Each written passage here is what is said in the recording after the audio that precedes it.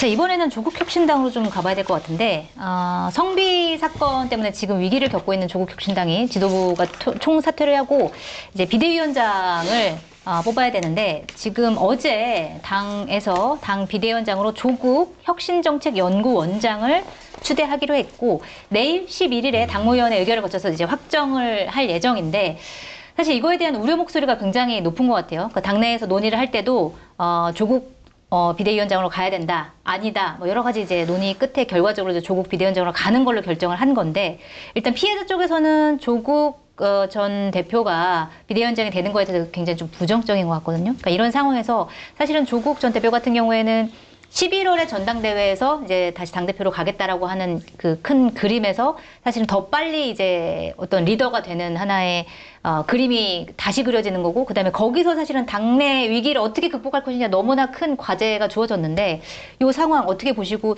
조국 전 대표가 비대위원장 가는 게 맞다고 보시는지 어떻게 보세요? 저는 그게 실제로 가야 되냐 안 가야 되냐의 문제에 앞서가지고 네. 당이 이 문제에 대해서 제대로 원활하게 피해자 중심적으로 하지 못했다라는 걸 인정했기 때문에 지도부가 총사퇴한 거지 않습니까? 네. 그 전제를 가지고 시작해야 돼요. 네. 그러니까 이 말은 뭐냐면, 예를 들어서 지도부 총사퇴, 피해자 중심주의라는 게 뭐냐면요, 지도부가 총사퇴한다라는 게 피해자에게 어떻게 비추어질 건가에 대한 소통을 하는 게 피해자 중심주의입니다. 네. 그다음에 비대위원장을 누가 했을 경우에 그게 이 문제에 대해서 어떻게 다루어질 거냐에 대해서 섬세하게 소통해야 되는 게 피해자 중심주의예요. 네네. 저는 그렇게 생각합니다. 네.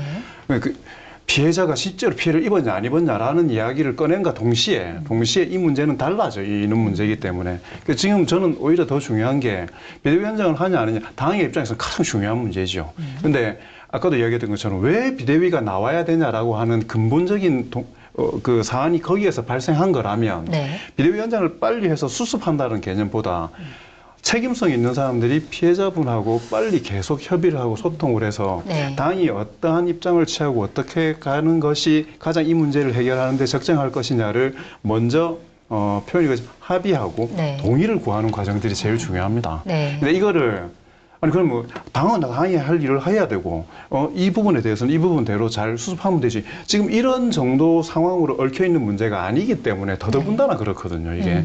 그래서 저는 조국 전 대표 원장이시죠. 이게도 좋지 않은 선택이기 때문에 네. 사전에 지금 기사를 보니까 3번, 4번 연락을 했는데 이게 접촉이 잘 안 된다 네. 이야기를 하시던데, 네. 그럼 30번, 40번 해야죠. 네. 그렇게 해서 저는 그 고리를 먼저 푸는 게 가장 중요하다고 생각합니다. 그러니까 지금 상황에서 보면은 이제 그 사건, 성비 사건에서의 피해자의 문제, 이게 어떻게 보면 좀 묻히고, 이게 조국 혁신당이 어떻게 하면 살아남을 수 있느냐, 어떻게 극복하느냐, 약간 정치적인 문제로 비화되는 그 부분이 좀 우려스럽다, 이런 그러니까 말씀인 것 같아요. 이 문제가 어쨌든 원활하게 풀릴 수는 없죠. 이 문제가 상처는 상처대로 남는 거고. 네. 근데 어쨌든 이 문제를 지금 현재 상황에서 가장 서로 동의할 수 있는 수준 정도로 가는 게 조국 혁신당이 살아남을 수 있는 방법인 거지 않습니까? 네. 네. 저는 그렇게 생각하기 때문에 조금 호흡을 좀 가다듬으면서 가시면 좋겠다라는 생각이 네. 듭니다. 이미 좀 늦은 것 같은데요. 늦었군요. 네. 예, 은의군 교수라고 그 광주대 교수님이 탈당하겠다고. 이분이 이제 상임 고문이에요. 조국 혁신당 만들 때 네. 창당 준비위원장을 하셨던 분입니다. 그래서 이른바 조국 사태 때 광주에서 검찰 개혁을 주제로 토론회를 조직하시면서 저한테 연락을 하셔갖고 토론자로 좀 와달라고 해서 네. 제가 광주에 가서 토론회를 같이 했던 기억이 있습니다. 굉장히 그 지역사회에서 굉장히 좀 개혁적인 또 여러 가지 역할 인정받는 분인데, 탈당하면서 누굴 비난하지는 않았어요. 걱정을 좀 하셨더라고요. 이번 사건의 피해자하고 네. 피해자 대리인들한테 매우 부당한 공격이 시작됐는데 이거 안 된다 이러면 네.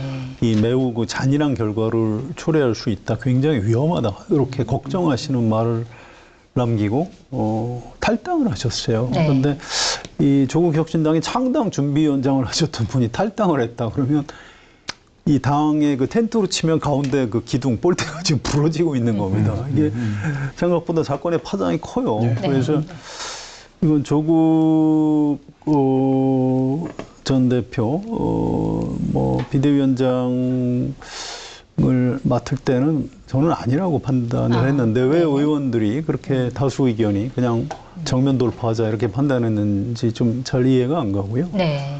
정면 돌파한 거는 뭐 옛날 YS 이런 사람들이 하는 거지. 지금 이 사안 자체에 대해서 아직도 좀 인식이 좀 안이한 측면이 있다. 네. 차라리 이럴 때는 이제 외부에서 특히 이제 이번 사건에 대해서 문제 제기를 하는 분들 중에 당 고문님도 계시거든요. 네. 그런 분한테 차라리 비대위원장을 좀 맡아서 그러면 철저하게 좀 해주십시오. 네. 네. 이렇게 하는 게 더 낫지 않았을까? 아니면 뭐 관리형 비대위원장이라든가 하고 지금 조국 원장이 비대위원장을 맡을 때는 아닌 것 같은데 네. 뭐 이미 결론이 내려졌기 때문에 어쩔 수가 없고요. 네. 거기에 대한 책임은 온전히 다 조국 원장하고 그 당 의원들이 져야 될 걸로 생각합니다. 네. 알겠습니다. 이것도 좀 궁금한데 어쨌든 피해자 쪽에서는 조국 원장에 대한 이제 책임론을 얘기를 했던 거잖아요. 그리고 그 책임론이 나왔을 때 조국 원장이 했던 반응들, 메시지들이 있어 그거에 대한 또 비판이 나오고 있는데 좀 그 메시지는 좀 적절했다고 보세요? 어떻게 보세요? 뭐 부적절하죠. 네. 근데 걱정입니다. 별로 이 사건에 대해서 길게 얘기하고 싶지가 않고 좀 답답한 마음이 있고 네. 그래요. 이제 그 전에 안희정 지사하고 이제 박원순 시장, 오거돈 부산시장 이분들 사건이 있을 때 검증된 상품을 인터넷 최저가보다 저렴하게 판매하고 있는 마켓단의 쇼핑몰에서 강원도 정선 임계산에 알이 꽉 찬 쫀득쫀득한 미백 찰옥수수를 준비했습니다. 진공 포장 그대로 전자레인지에 5분만 돌려주시면 갓 삶은 옥수수 그 맛 그대로 맛보실 수 있습니다. 찰옥수수 3개씩 들어있는 진공팩이 7팩, 총 21개 옥수수가 39,900원 무료 배송입니다. 가을이면 살이 통통하게 차올라 달콤한 활꽃게도 준비되어 있습니다. 당일 수확한 활꽃게를 목포 경매장에서 직접 구매해 100% 살아있는 꽃게만 보내드립니다. 주문 방법은 유튜브 화면 좌측 하단을 클릭하시거나 포털에서 마켓단위를 검색하셔서 주문하시면 됩니다. 이 좀 민주당 또는 이른바 진보 진영 안에서도 굉장히 논쟁이 강하게 벌어졌거든요. 네. 심지어 우리 한겨레 신문 기자들 사이에서도 논쟁이 벌어졌는데 제가 그때 약간 놀란 게요. 이게 어떤 성 관련한 이런 사건에서 이게 남녀 간, 젠더 간 갈등이 더 큰지 알았더니 그렇지가 않더라고요. 세대 간 차이가 훨씬 커요. 네, 그래서 그랬었죠. 이 한 50, 60대 여성들이 오히려 박원순 시장이 뭐 그렇게 죽을 죄를 졌냐 이렇게 얘기를 하고 한 우리 한겨레 편집국이 한 30대 남성 기자들이 막 그걸 보고 분노하는 걸 제가 현장에서 목격을 했었습니다. 그래서 저도 좀 반성을 많이 했어요. 나도 이 세대의 격차에서 오는 이 감수성 부족을 과연 내가 어떻게 메꿀 수 있을 것인가 막 걱정을 많이 했는데 이거 생각보다 쉽지가 않아요. 이건 지금 어떤 문화의 문제도 있기 때문에 이거 무조건 나이가 좀 스스로 많다고 생각하시는 분들은 생각을 바꾸셔야 돼요. 지금 이게 굉장히 큰 문제입니다. 그걸 인정을 해야 돼요. 그래서 아까 저한테 질문하신 거에 대한 답도 제가 그렇게 할 수밖에 없습니다.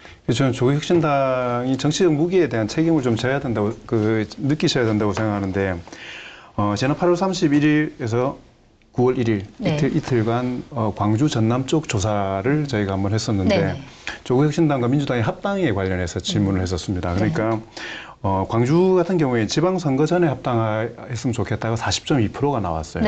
근데 합당 불필요하다가 30.9% 나왔습니다. 그리고 다음 총선 전에 하자가 15.8%입니다. 그 말은 뭐냐면 지방선거 이후에 하자는 게 46.7%인 겁니다. 그 말은 지방선거에서 적어도 광주에서는 경쟁 구도, 그다음에 기대감 이것들을 보이고 있는 거거든요.